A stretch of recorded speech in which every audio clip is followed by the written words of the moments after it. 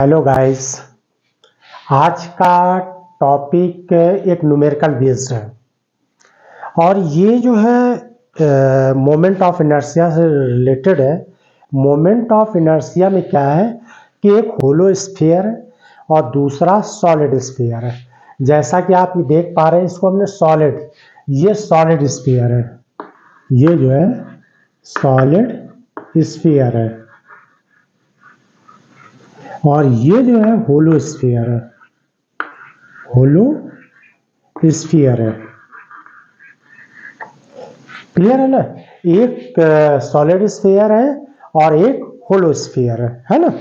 तो अब देखिए, इसमें हमें इसको आइडेंटिफाई करना है और कैसे हम इसको आइडेंटिफाई करते हैं कि एक्सटर्नल रेडियस, ये जो दोनों स्फीयर दिए गए हैं क्वेश्चन के according, to spheres of same mass and same external radius, दोनों की रेडियस सेम है, external radius exactly similar in appearance, दिख भी सेम रहे हैं, ऑफ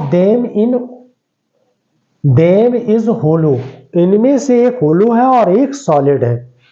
इसमें से एक कैसा है, ये सॉलिड है और ये होलो है, सिमिलर है, दोनों की एक्सटर्नल रेडियस सेम है, मास भी इसमें जो है सेम दिया गया। देखिए, तो आप कैसे इसको आइडेंटिफाई करेंगे, कैसे आइडेंटिफाई करेंगे कि कौन सा सॉलिड है और कौन सा होलो है? तो इसके लिए एक थ्योरम ये इस तरीके से हम लेते हैं, इसका हमने एक डेरिवेशन भी बताया है। देखिए इसमें कैसे करते हैं, एक इंक्लाइन प्लेन लेते हैं, इस इंक्लाइन प्लेन से हम दोनों को एक साथ साइमल्टेनियसली रोल कराएंगे, साइमल्टेनियसली इसको लुढ़का देंगे, है ना? लुढ़कने से देखते हैं बॉटम पे सबसे पहले कौन पहुंचेगा। जो सबसे पहले पहुंचेगा वो सॉलिड होगा और जो सबसे बाद में पहुंचेगा वो होलो होगा। दो है तो इसमें जाहिर सी बात है कि एक पहले पहुंचेगा एक बाद में।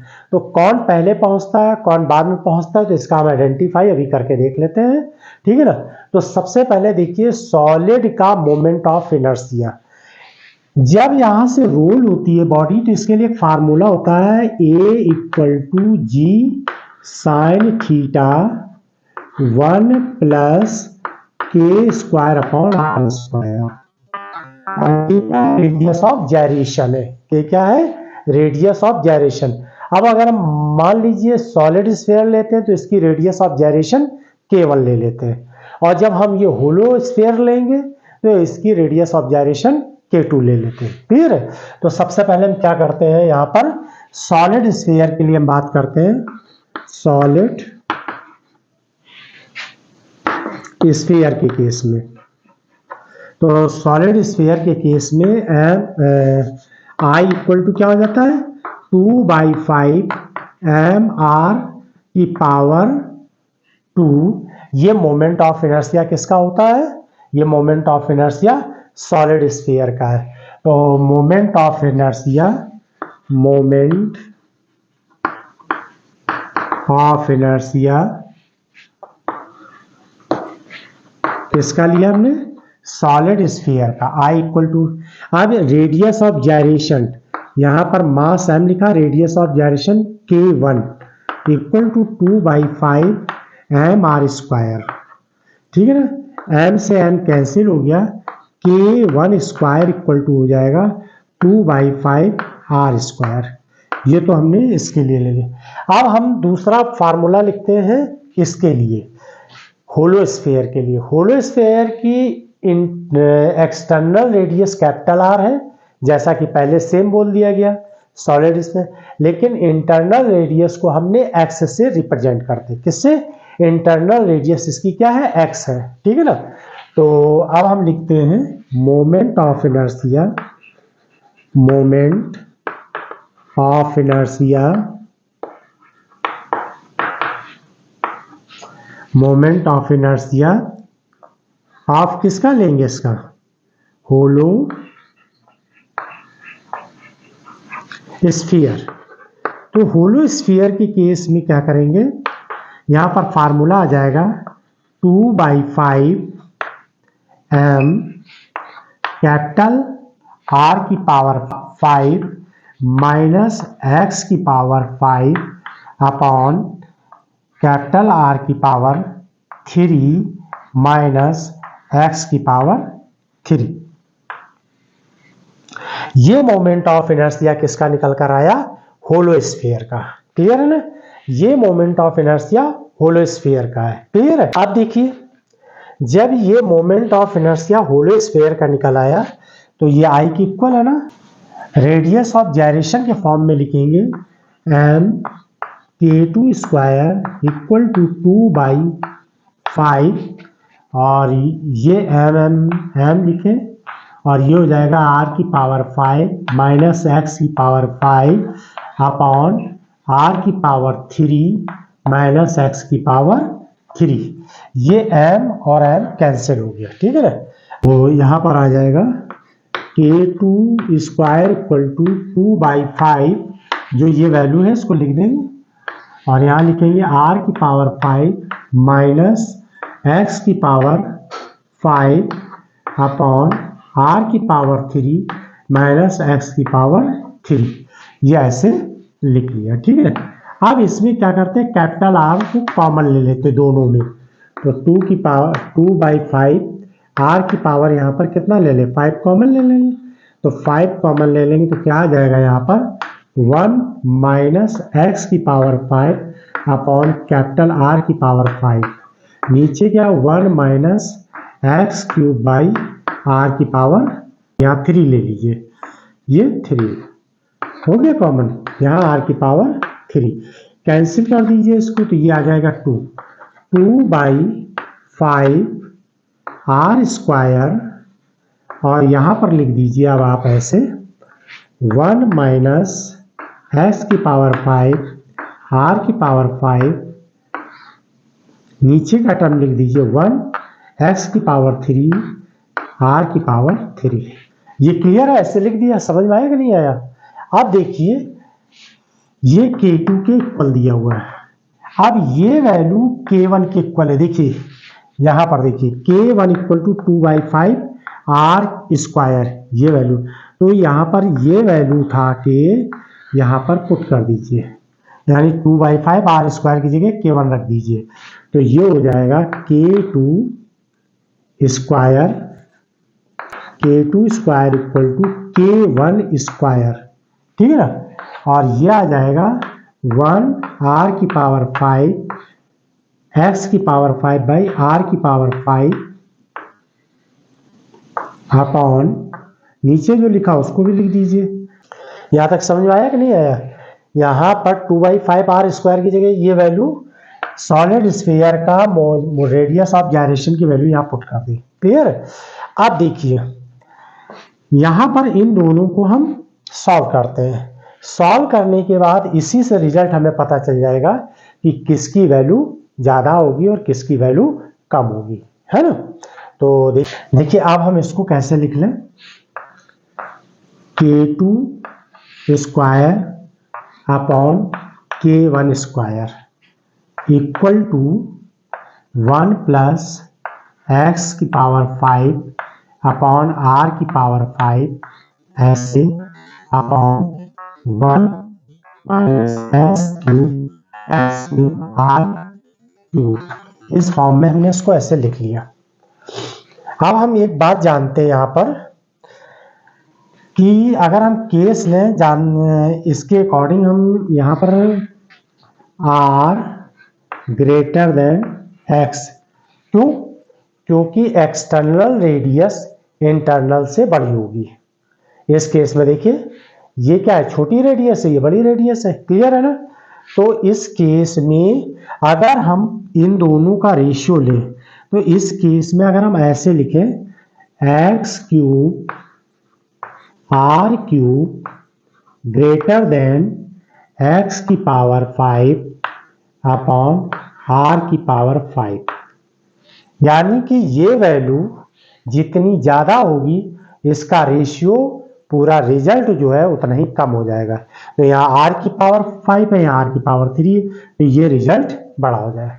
लेकिन इससे भी बड़ी बात यहाँ पर आप देखिए ये दोनों माइनस में है, अब माइनस में यानी इसका मतलब है कि 1 1 दोनों में आप क्या करिए, जोड़ दीजिए। पहले 1 इसमें ऐसे ऐड कर दीजिए, ठीक है ना।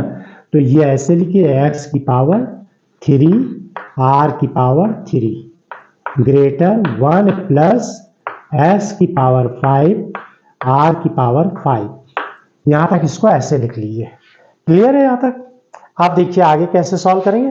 पहले आप इसका स्क्रीनशॉट ले लीजिए, फिर आगे इसको कैलकुलेट करते हैं, ठीक है ना।